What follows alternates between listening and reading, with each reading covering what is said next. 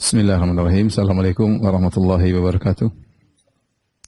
Alhamdulillahi ala ihsani wa syukru lahu ala taufiqihi wa amtinani. Asyhadu an la ilaha illallah wahdahu la syarika lahu ta'ziman li sya'ni. Wa asyhadu anna Muhammadan abduhu wa rasuluhu da'ala ridwanih. Allahumma salli alaihi wa ala alihi wa ashabi wa ikhwanih.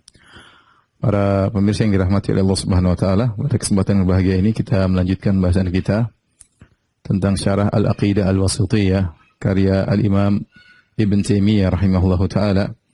Dan kita masih dalam pembahasan tentang sifatul kalam, kalamullah.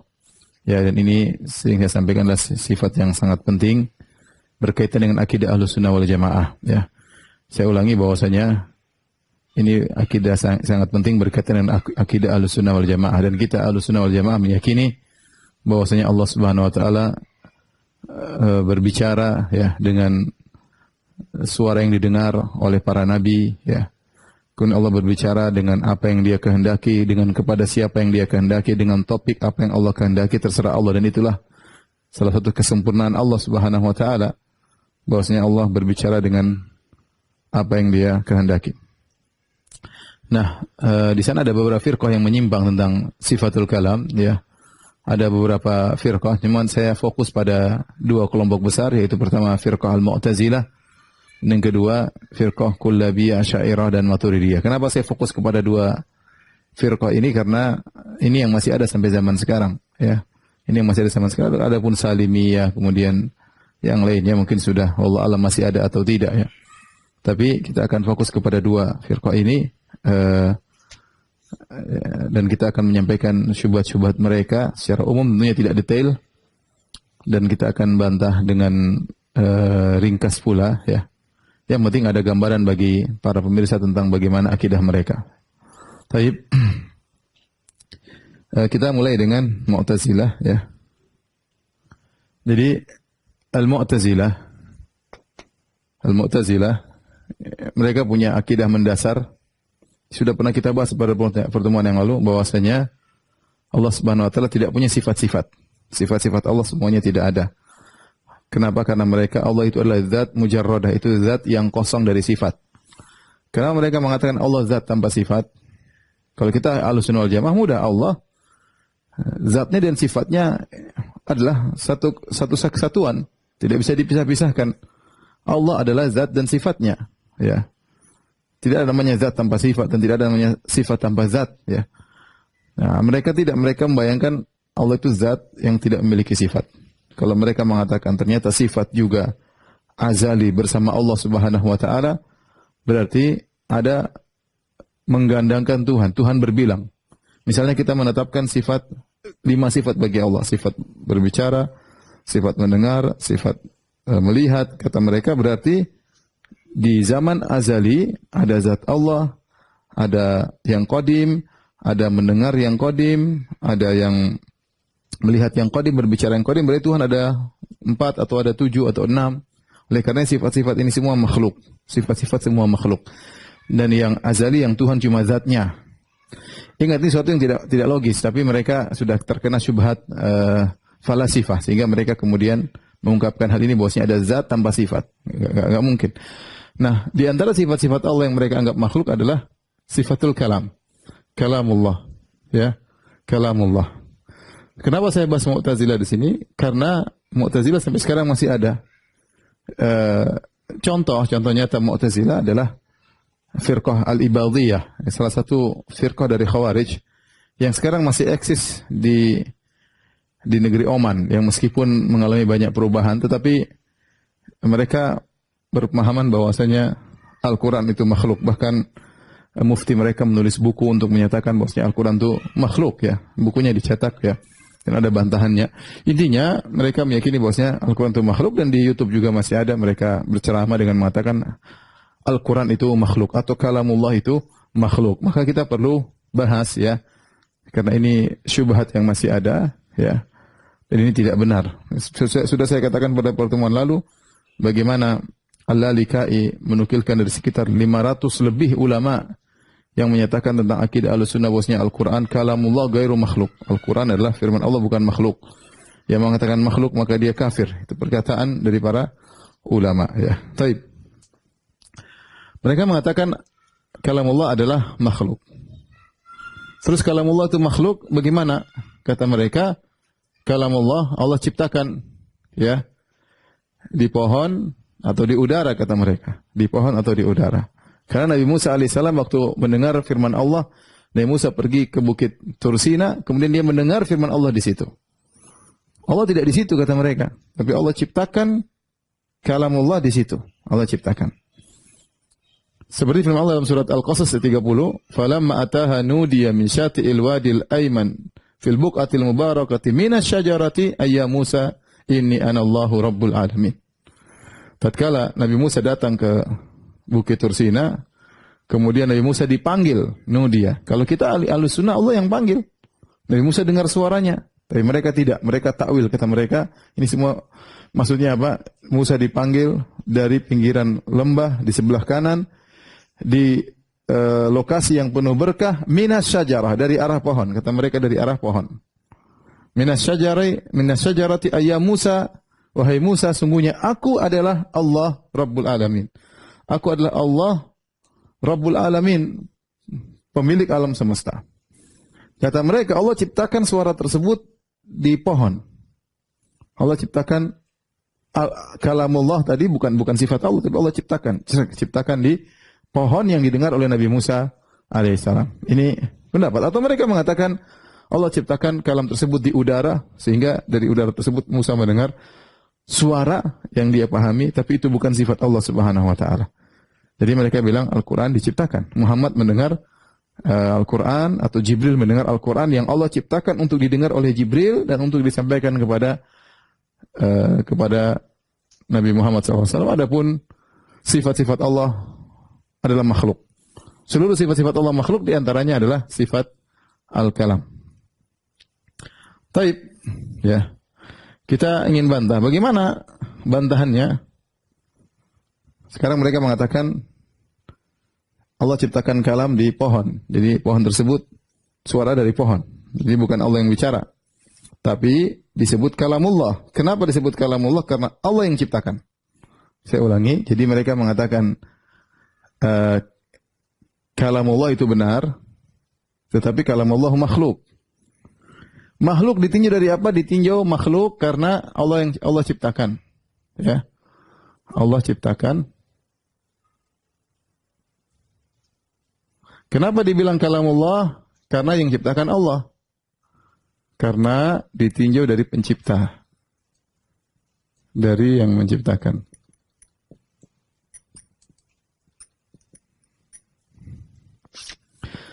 Tapi bagaimana kita membantah keyakinan ini? Pertama, kita bilang, ya, kalau seandainya, ya, bahwasanya akidah Islam sesuai dengan apa yang mereka katakan, bahwasanya Allah ciptakan suara di pohon, kemudian suara keluar dari pohon, minas syajarah, maka kalau gitu tidak ada bedanya Musa dengan nabi-nabi lain. Apa istimewanya Nabi Musa? Ya. Allah mengatakan, "Ya Musa, inni istafaituka 'alan nasi bi risalati wa bi kalami." Wahai Musa, aku pilih engkau dengan bi kalami, dengan firman-Ku. Nabi Musa kalimullah, masyhur, tidak seperti nabi-nabi yang lain. Nabi Musa istimewa, kalimullah. Kenapa? Karena Nabi Musa mendengar langsung firman Allah Subhanahu wa taala. Allah berfirman, "Wa kallamallahu Musa taklima." Sungguh Allah telah berbicara dengan Musa dengan sebenar-benar pembicaraan. Nah, kalau ternyata cuma dengar suara berarti Allah tidak bicara langsung dong. Kalau gitu bedanya dengan nabi-nabi lain. Nabi Musa tidak istimewa kalau begitu. Nabi Musa tidak istimewa.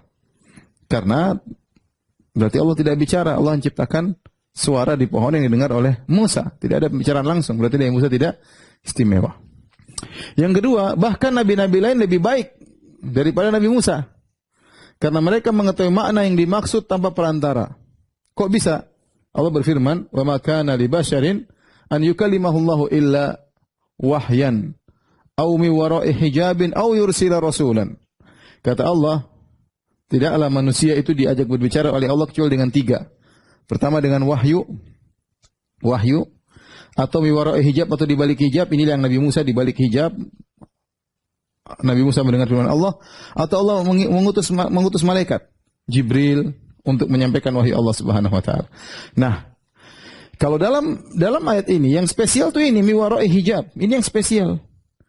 Berarti Allah bicara langsung, bukan berupa wahyu. Wahyu adalah ilham yang Allah berikan sehingga seorang nabi paham, tidak ada yang dia dengar. Tapi kalau mi wara'i hijab berarti ada hijab yang menghalangi dia dengan Tuhan berbicara. Nah, ini yang dialami oleh Nabi Musa alaihissalam, mi wara'i hijab, yaitu Allah berbicara dengan dia dengan di balik hijab. Nabi Musa mendengar suara langsung. Nah, kalau ternyata yang didengar Nabi Musa bukan suaranya Allah, tapi suara yang Allah ciptakan di pohon, berarti nabi-nabi lain lebih afdal. Kenapa lebih afdal? Karena nabi lain dengan wahyu. Kata Allah Subhanahu wa taala, "Inna auhayna ilaika kama auhayna ila Nuhin wan nabiyina min ba'di." Auhayna ila Ibrahim, ya, dan seterusnya. Kemudian di akhir ayat kata Allah, "Wa kallamallahu Musa taklima."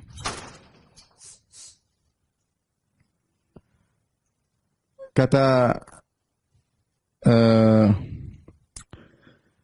Allah Subhanahu wa taala,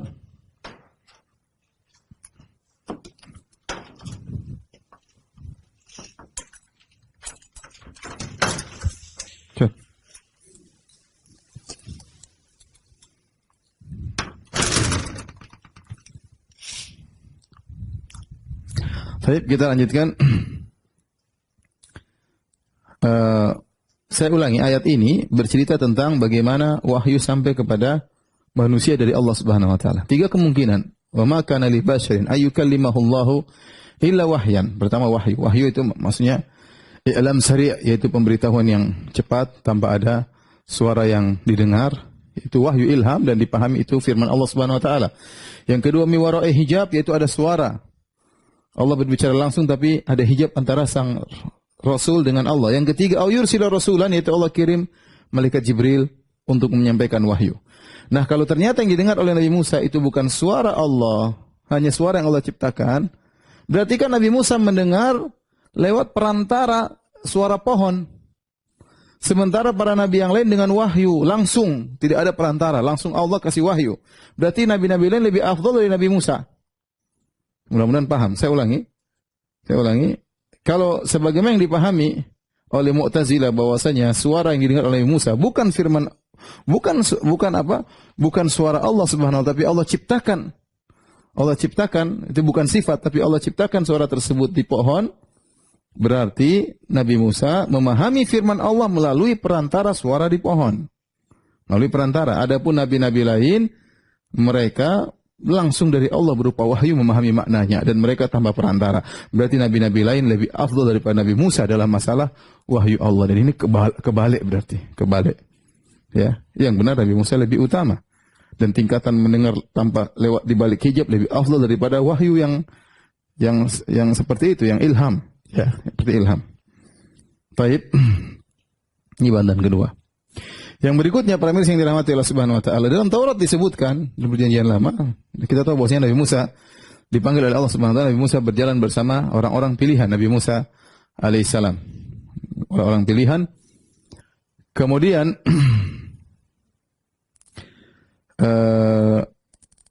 Kemudian sampai di sana Nabi Musa mendengar pembicaraan Allah Subhanahu wa taala dan ternyata murid-murid Nabi Musa tidak mendengar. Maka setelah itu mereka bertanya, "Wahai Musa, tadi apa yang difirmankan oleh Tuhanmu kepadamu?" Mereka bertanya. Menunjukkan Nabi Musa mendengar dengan suara khusus dari Allah Subhanahu wa taala yang mereka tidak mendengar. Kalau seandainya suara tersebut hanya dari pohon, harusnya semuanya mendengar, ya. Kemudian ini yang jawaban paling telak di sini. Perhatikan pohon tersebut, kalau memang itu suara diciptakan di pohon, apa suara tersebut isinya? Ayya Musa inni anallahu rabbul alamin. Wahai Musa, sungguhnya aku Allah pencipta alam semesta. Kalau itu suara dari pohon, apa pohon berani ngomong demikian? Aku ini Allah pencipta alam semesta. Malaikat saja nggak boleh ngomong demikian. Malaikat kalau menyampaikan wahyu dia akan mengatakan sungguhnya Allah menyuruh aku menyampaikan kepadamu. Nggak mungkin Jibril langsung mengatakan wahai Muhammad aku Tuhan, nggak mungkin. Ya, Jibril pasti menyampaikan sebagai perantara. Tapi lihat dalam konteks ini suara itu berkata, "Inni anallah, sungguhnya aku adalah Tuhan Rabbul Alamin."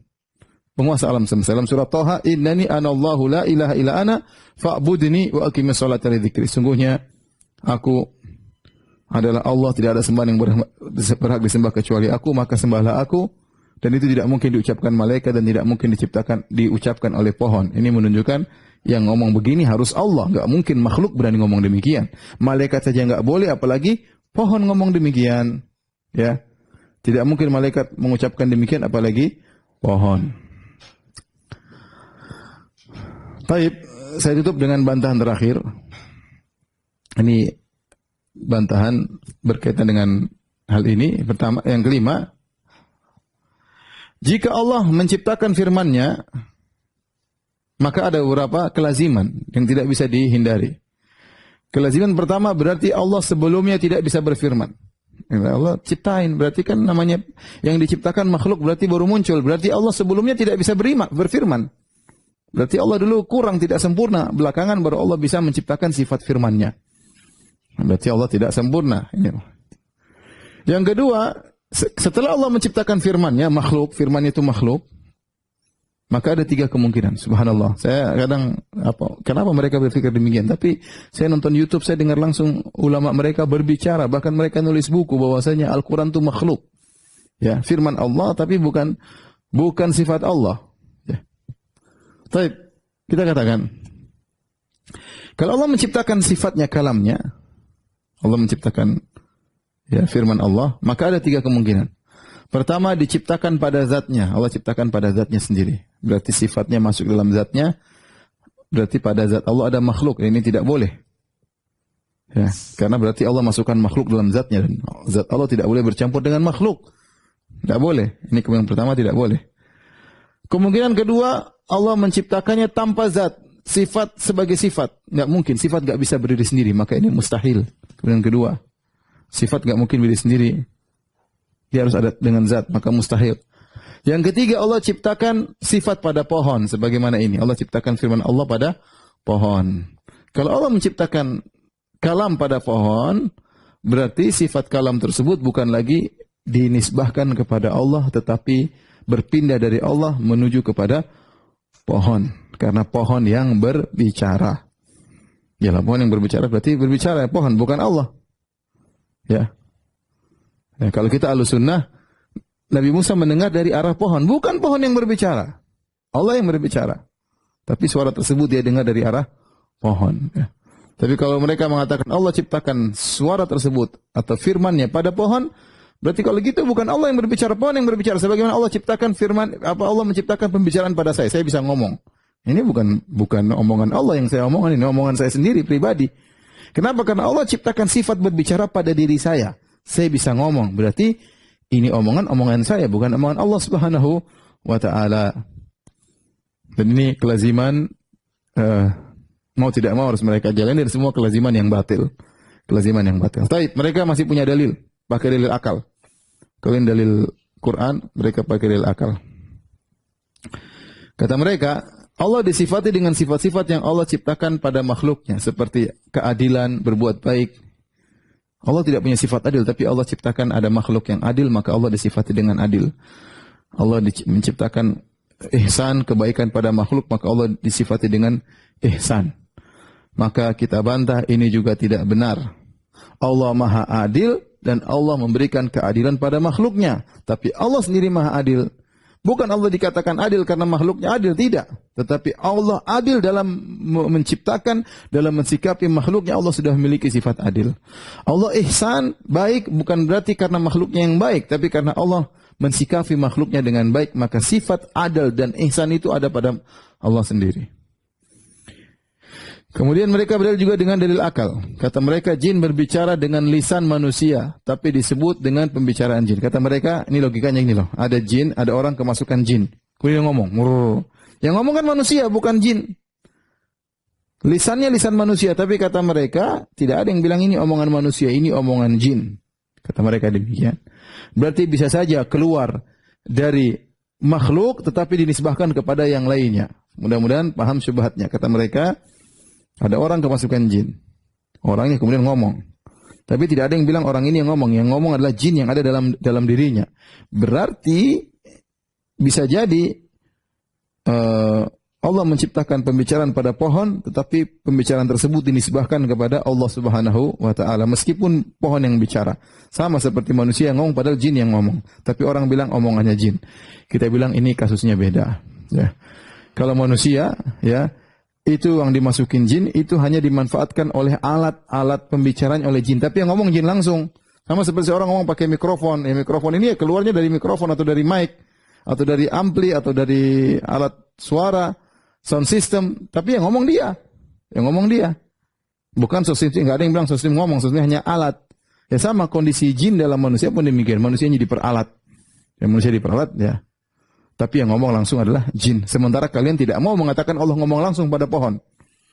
Kalian mengatakan pohon yang berbicara, Allah yang menciptakan dan Allah tidak pernah memiliki sifat berbicara. Sifat tersebut adalah ciptaan yang Allah ciptakan, makhluk. Intinya para pemirsa yang dirahmati Allah Subhanahu wa taala, ini semua adalah kekufuran, ya. Kekufuran berarti melazimkan bahwasanya Allah tidak pernah berbicara, ya. Dan apa yang ada dalam Al-Qur'an itu adalah ciptaan Allah. Dan kita Ahlussunnah mengatakan tidak. Allah berfirman, Allah bisa berbicara, Allah Maha sempurna. Allah berbicara dengan suara yang didengar, ya. Bukan suara yang diciptakan, tapi suara yang didengar. Silakan diperhatikan atau difoto. Setelah ini kita akan bahas tentang perkataan Kullabiyah dan Asy'ariyah dan Maturidiyah.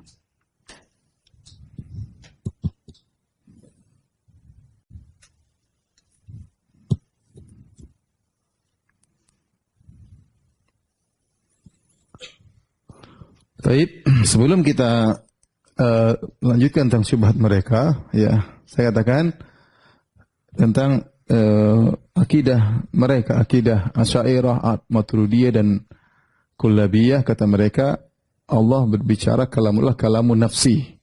Allah punya sifat kalam, tapi sifat kalam tersebut kalam nafsi. Kalau kita bahasa jiwa, ya.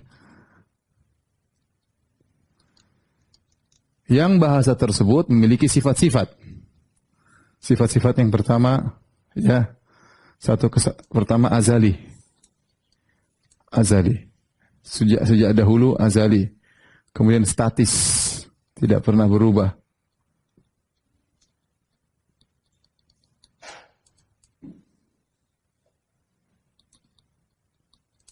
Kemudian antaranya satu kesatuan. Satu kesatuan tidak terbagi-bagi. Ya. Azali, statis, tidak pernah berubah, satu kesatuan dan tidak pernah terbagi-bagi. Ya. Tanpa suara dan huruf. Terus ini akidah mereka. Ya, kenapa? Karena mereka tidak menerima tentang yang namanya ikhtiyariyah, ya.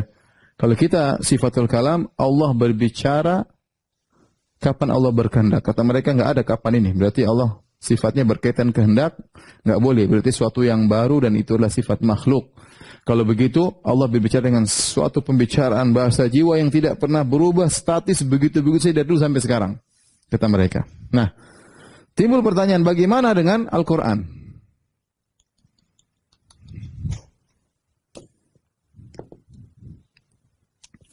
Bagaimana dengan Al-Quran? Bukankah Al-Quran terdiri atas huruf-huruf? Al-Quran yang terdiri atas huruf-huruf, ya, dan terbagi-bagi menjadi perintah dan larangan, perintah, kemudian larangan, kemudian khabar. Bagaimana ini? Ini tidak sesuai dengan definisi sifatul kalam menurut mereka. Tidak bisa. Oleh karenanya mereka mengatakan Al-Quran ini, ya, bukan firman Allah. Sehingga mereka mengatakan Al-Quran bukan firman Allah. Perhatikan ini. Ini penting, ya. Kata mereka bukan. Terus apa? Terus kata mereka, Al-Quran melainkan hikayat atau ibarat dari bahasa jiwa Allah. Dan ini banyak penukilannya. Kalau saya menukil terlalu panjang, ya, bahasa jiwa Allah. Ya. Kenapa? Karena Al-Quran ini tidak sesuai dengan sifat yang mereka tentukan. Kata mereka sifat Allah itu harusnya begini, kalamullah harusnya begini. Azali, statis, tidak pernah berubah, satu kesatuan tidak terbagi-bagi tanpa suara, tanpa huruf. Adapun ini ada hurufnya. Al-Quran terbagi-bagi menjadi perintah, larangan, khobar, ya, ada kisah, ada perintah, ya, aqimus shalah, ya. Kemudian ada larangan, ya, wala taqrabu zina, jangan dekati zina. Terus bagaimana? Tidak sesuai dengan definisi sifat kalamullah. Kalau begitu Al-Quran itu apa? Al-Quran bukan firman Allah, tetapi Al-Quran hikayat atau ibarat dari bahasa jiwa Allah. Taib. Pertanyaan berikutnya. Lafalnya dari mana? Kalau gitu lafal Al-Quran. Kalau gitu, lafal Al-Quran dari mana?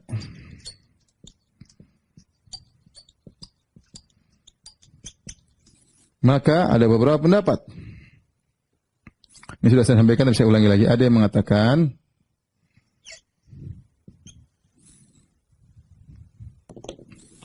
mengatakan Jibril paham dari Allah, paham maknanya dari Allah.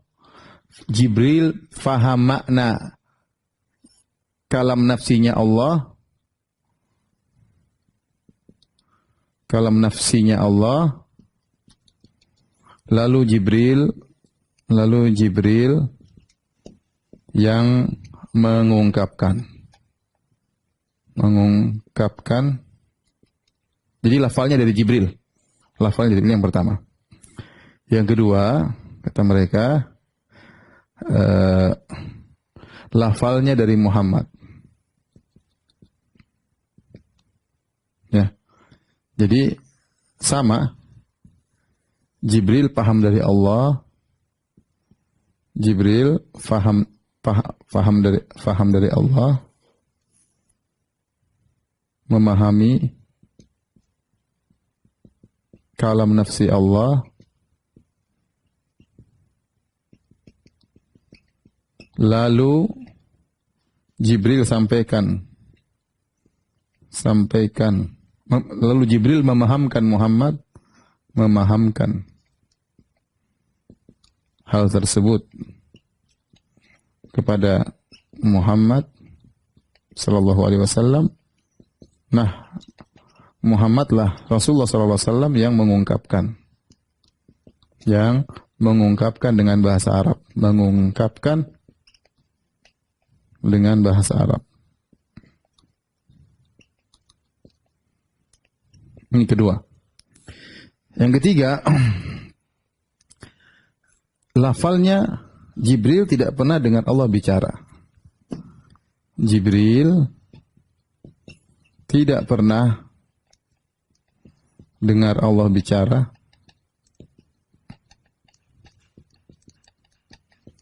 Tetapi Allah menuangkan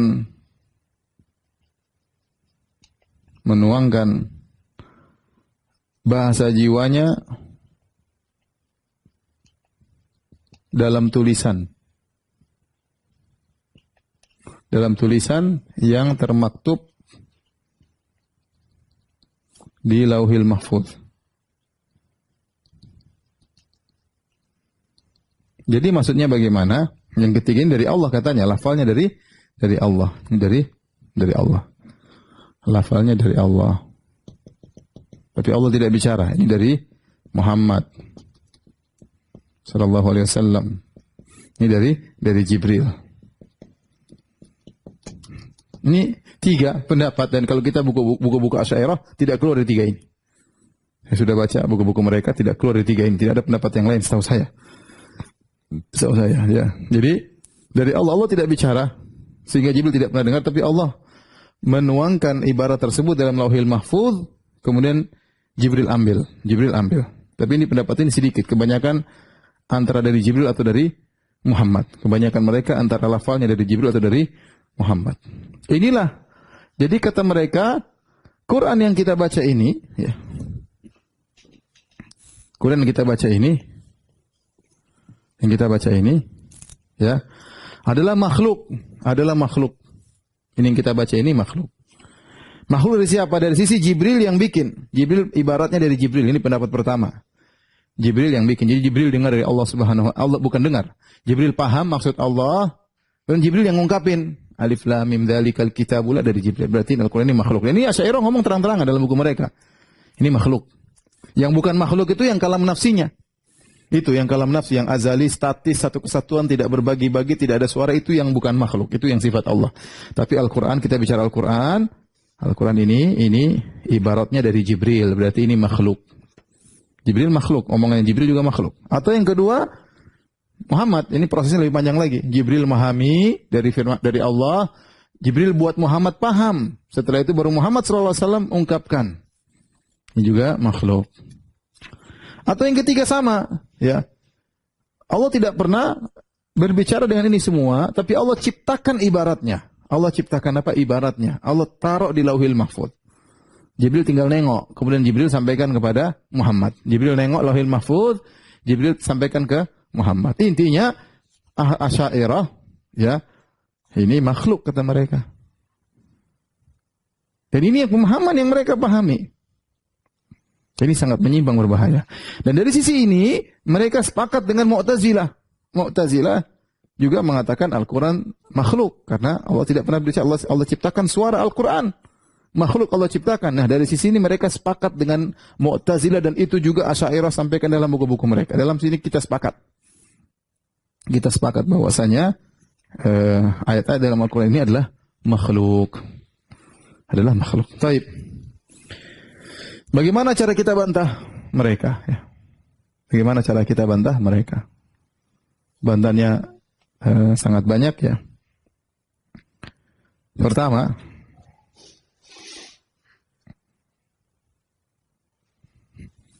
kita bantah di sinilah, di satunya.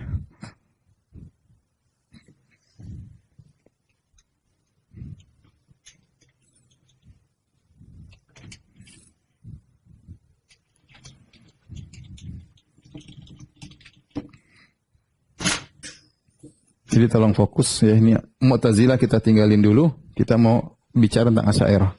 Ya, bantahan terhadap Asy'ariyah.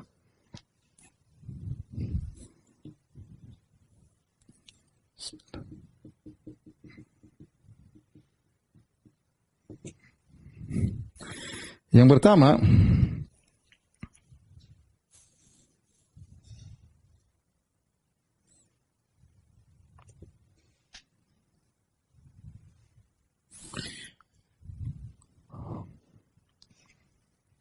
kita katakan yang pertama bahwasanya Asy'ariyah, ya, sulit, tidak mampu, ya.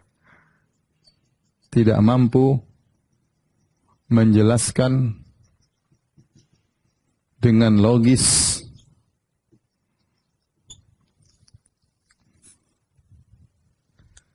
sifat apa maksud kalam nafsi tersebut.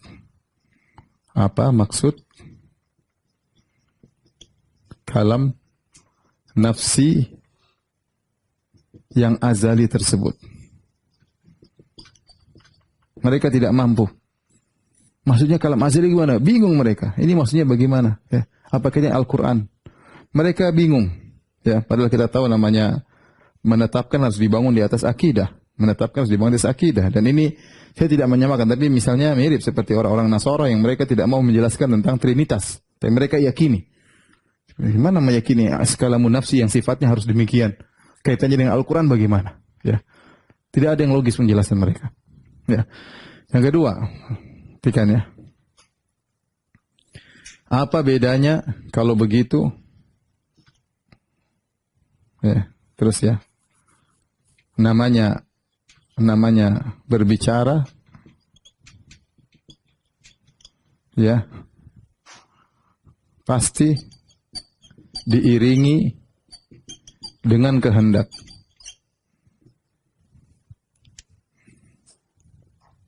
dengan kehendak. Ya, saya mau ngomong, namanya orang bicara secara bahasa apapun, pasti apa yang diomongkan, dia pasti ada kehendak. Adapun kalamun nafsi ini, azali, statis, tidak pernah berubah, tidak berkaitan dengan kehendak.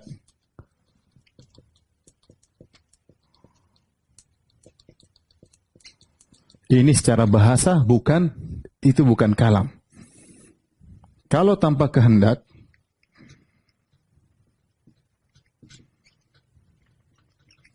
maka secara bahasa itu bukan kalam, bukan berbicara. Orang mau bicara kan dia tahu apa yang mau dia bicarakan. Apa yang mau dia bicarakan, kapan mau dia bicarakan, tidak namanya bicara. Tapi kalau tidak berkehendak, tidak ada berkaitan dengan kehendak, begitu tok. Tidak berkaitan kehendak, nah itu namanya bukan berbicara dalam bahasa manapun. Type yang ketiga.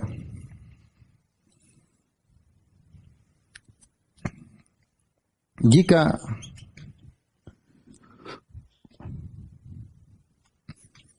kalam nafsi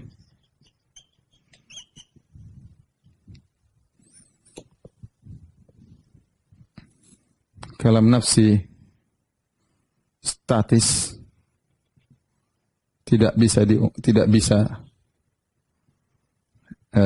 kalam nafsi statis, ya. Kalau begitu kalam nafsi statis dalam jiwa tidak bisa diungkapkan dengan huruf, kata, dan suara. Kalau gitu, apa bedanya dengan ilmu? Dengan sifat ilmu? Coba perhatikan, ya.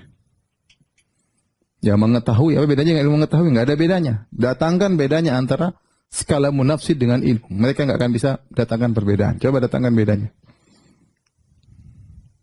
Sama-sama statis, tidak berubah. Pengetahuan tidak bisa diungkapkan dengan suara, huruf tidak bisa. Nah, kalau Al-Quran bukan mereka. Ini bukan kalam. Ini ibarat. Ya. Tapi kalau firman Allah yang asli tidak bisa diungkapkan. Ini cuma makna yang disampaikan. Baik. Kalau bantahan berikutnya, kalau kalam nafsi azali, berarti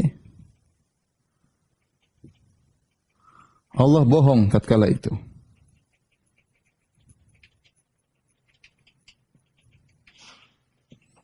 Karena dalam Al-Quran, yang kata mereka Al-Quran ini adalah terjemah makna, bukan aslinya. Banyak di antaranya firman Allah, di antaranya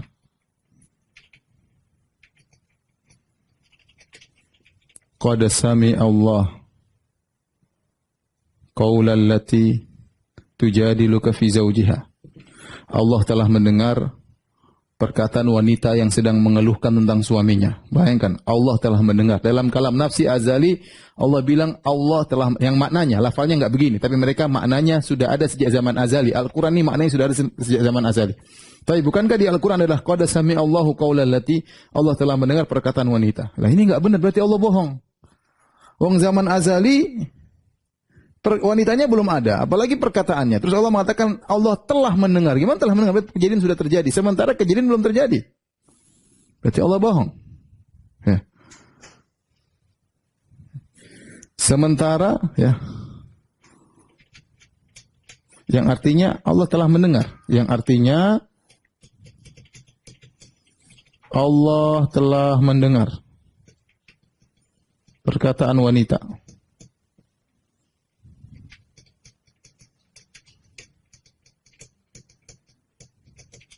Allah bohong. Sementara sang wanita belum ada di zaman azali.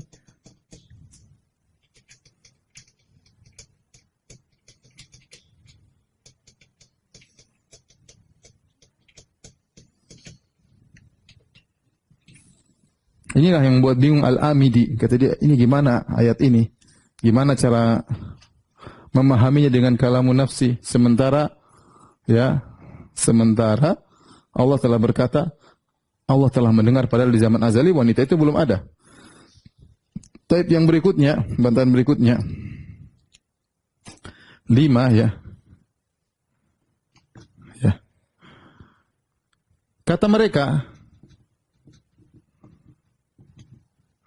kalam nafsi jika diterjemahkan atau diungkapkan dengan bahasa Arab jadi Al-Quran. Kalau dengan bahasa Ibrani jadi Taurat. Tapi kalau diungkapkan dengan bahasa Syrianiyah jadi Injil. Semua Al-Quran, Taurat, Injil ini adalah ungkapan dari firman Allah yang azali, yang statis, tidak pernah berubah. Namun kenyataannya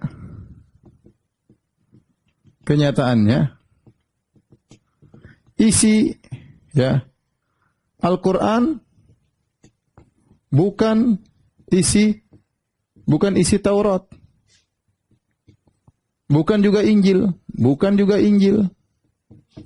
Kalau Al-Quran diterjemahkan bahasa Ibrani tidak menjadi Taurat. Kalau Al-Quran diterjemahkan menjadi dengan bahasa Syriani tidak menjadi Injil atau sebaliknya. Nah, padahal kalau kita mau komitmen dengan perkataan mereka bahwasanya Al-Quran Ibrani, Al-Quran Taurat, Injil terjemahan daripada kalam nafsi, harusnya sama dong terjemahannya.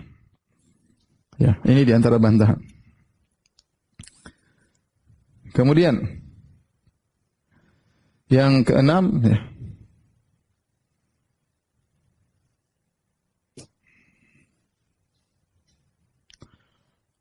bukankah Al-Quran sebagian dari firman Allah,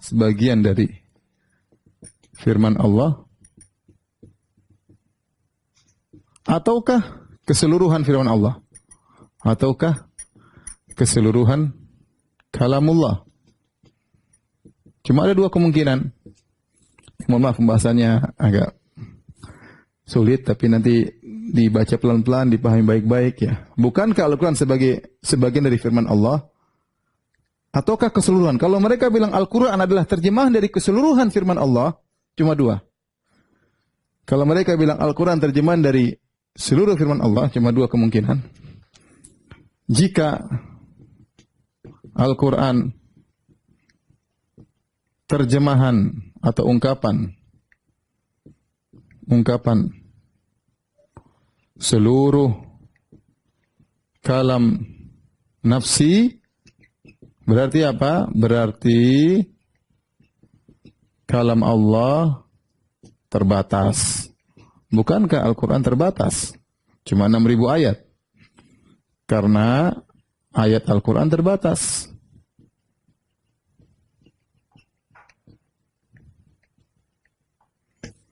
Kalau mereka mengatakan Al-Quran hanya Al-Quran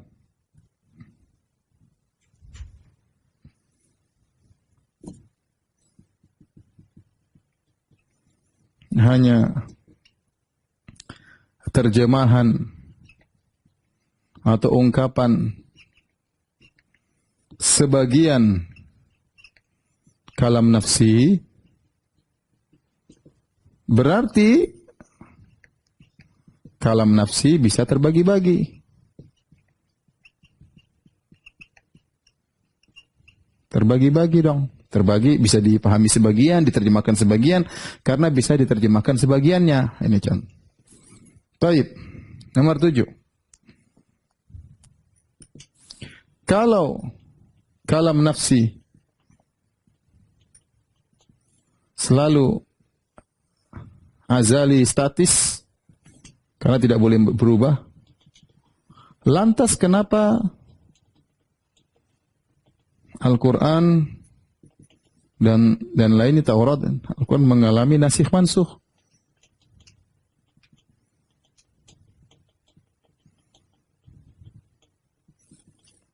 mengalami nasih mansuh. Kalau nasih berarti ada perubahan, ada dihapus, ada ditambah. Ya, kalau itu suatu yang statis, berarti dulu salah nerjemah. Kenapa ada perubahan? Berarti dulu salah nerjemah. Nah, kalau ada nasih, ada mansuh, nah berarti ini bukan terjemahan kalam nafsi. Yang benar ini bukan terjemahan Al-Quran langsung firman Allah, bukan terjemahan kalam nafsi yang statis. Ya. Kemudian, ya, kata mereka, ya, Al-Quran, kalam nafsi statis, tidak boleh berubah. Padahal dalam Al-Quran ada firman Allah, Ya Nuh bitu bisalamin minna, ya. Wahai Nuh, ya, apa namanya, bersandarlah kapalmu. Misalnya ini, kapalmu. Misalnya, wahai Isa ini mutawafika, wahai Isa, aku akan mewafatkanmu, aku akan mengangkatmu. Baik, kalau Al-Quran tidak terbagi-bagi, selalu satu kesatuan, apakah sejak zaman azali Allah selalu ngomong gini? Wahai Nuh, sampai sekarang dari zaman azali sampai sekarang Allah mengatakan, Nuh, turunlah dari kapalmu. Wahai Isa, Isanya belum ada, Nuhnya belum ada, dari zaman azali sampai sekarang. Apakah masuk akal Allah ngomong begini terus? Ya. Subhanallah, ini akidah tidak masuk akal. Kita bilang, kalau kita agak mudah, Al-Quran firman Allah selesai. Tidak ada kaitannya. Al-Quran kalam nafsu itu hanyalah khayalan mereka. Kalam nafsu ini khayalan mereka karena mereka sudah terjebak dengan filsafat. Baik, kita sekarang bantah yang ini. Kata mereka tadi, Al-Quran itu mungkin lafalnya dari Jibril, mungkin lafalnya Muhammad, mungkin lafalnya dari Allah Subhanahu wa taala. Baik, sekarang kita mulai dari sini. Kata mereka, ya, Jibril tidak pernah dengar dari Allah. Tidak pernah Allah bicara. Tapi Allah yang menuangkan, Allah menciptakan lafalnya. Allah tidak pernah ngomong dengan bicaraan tersebut. Tapi Allah ciptakan lafalnya, bahasa jiwanya, menciptakan lafal bahasa jiwanya dalam tulisan, ya. Allah, ya, menciptakan atau menuangkan bahasa jiwanya dalam ciptaan tulisan, ya, tulisan yang termaktub di Lauhil Mahfuz. Berarti tapi Allah tidak mendengar. Kalau begini caranya, bahwasanya Jibril tidak pernah dengar dari Allah. Allah hanya ciptakan tulisan di Lauhil Mahfuz. Jibril ngelihat terus, Jibril sampaikan kepada Nabi SAW. Berarti, ya, Jibril kedudukannya sama dengan Bani Israel. Nah, dari sisi mana sama? Allah berfirman dalam Al-Quran, dalam surat Al-A'raf, wa katabna lahu fil alwahi min kulli syai'. Jadi Allah tulis Taurat. Allah bicarakan bedanya apa? Allah firmankan kepada Nabi Musa, dan Allah tuliskan Taurat dalam alwah, dalam sebagian Taurat Allah tuliskan dalam alwah, dalam lembaran batu. Allah tuliskan alwah. Baik, kemudian lembaran batu tersebut dibawa oleh Nabi Musa ke kaumnya, Bani Israel. Nah, Bani Israel kan melihat langsung apa yang Allah tulis. Bani Israel lihat langsung apa yang Allah tulis. Nah, apa bedanya Bani Israel dengan Jibril? Sama-sama lihat langsung. Kalau Nabi Musa, bedanya dengan mereka, Nabi Musa bukan hanya melihat tulisan, Nabi Musa dengar langsung, dan sebagian itu ditulis dalam Lauhil Mahfuz. Nah, adapun mereka Asy'ariyah mengatakan Allah tidak pernah berbicara. Allah tidak pernah berbicara, oleh karenanya Allah hanya nulis. Allah ciptakan tulisan tersebut, Jibril lihat, Jibril sampaikan ke Muhammad SAW. Kalau gitu apa bedanya dengan Bani Israel? Bani Israel kedudukannya sama dengan Jibril. Sama, Allah tulis Taurat di batu, Musa bawa, Bani Israel lihat langsung. Apa bedanya dengan, ya kalau gitu kedudukan Jibril sama dengan Bani Israel. Kalau gitu Bani Israel lebih mulia daripada Muhammad, karena Muhammad SAW masih melalui perantara Jibril, tidak lihat langsung tulisan di Lauhil Mahfuz. Muhammad tidak lihat langsung. Bani Israel lebih hebat daripada Muhammad karena lihat tulisan langsung Allah Subhanahu wa taala.